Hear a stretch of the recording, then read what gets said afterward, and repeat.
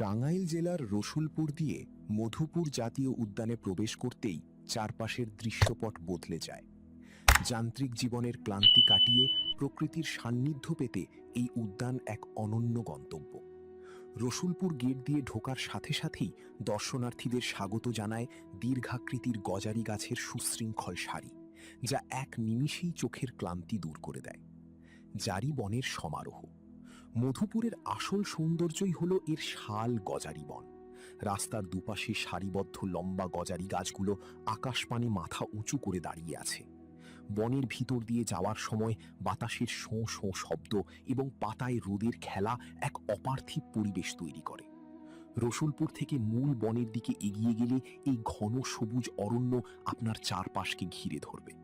অনেকেই এই এলাকাটিকে পাহাড়ি এলাকা হিসেবে চেনেন। উঁচু নিচু টিলা আর লাল মাটির এই পথগুলো যেমন সুন্দর, তেমনি কিছুটা রোমাঞ্চকর। বনের গভীরতা এবং পাহাড়ি ভূপ্রকৃতির কারণে অনেকের মনে সামান্য ভয় বা শঙ্কা কাজ করলেও এই রোমাঞ্চই মধুপুর ভ্রমণের আসল আনন্দ। সঠিক নির্দেশনা মেনে চললে এই ভয় কাটিয়ে প্রকৃতির আসল রূপ উপভোগ করা সম্ভব।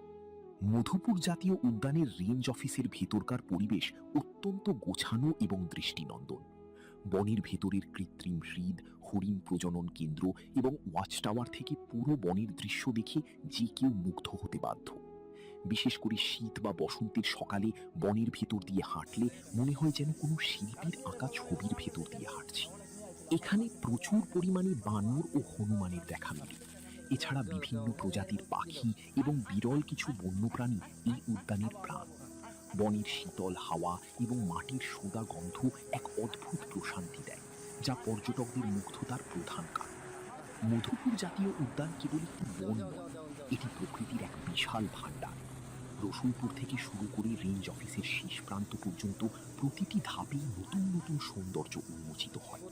পাহাড়ি ভীতি কাটিয়ে একবারই গজারি বনের গভীরে প্রবেশ করলে সেই মুগ্ধতা সারা জীবন মনে রাখার মতো।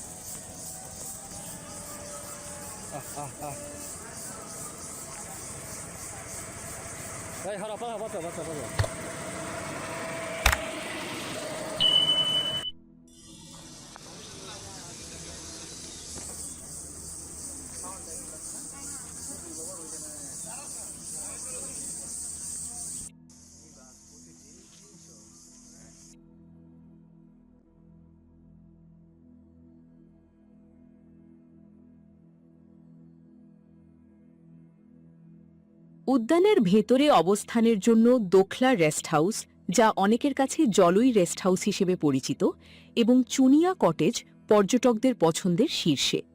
ঘন বনের ভেতরে অবস্থিত এই রেস্ট হাউসগুলো প্রকৃতির খুব কাছাকাছি থাকার সুযোগ করে দেয়। এখানে থাকার জন্য টাঙ্গাইল বন বিভাগ থেকে অগ্রিম বুকিং করা প্রয়োজন। উদ্যানের শান্ত ও নিরিবিলি পরিবেশ মানসিক প্রশান্তি দেয়।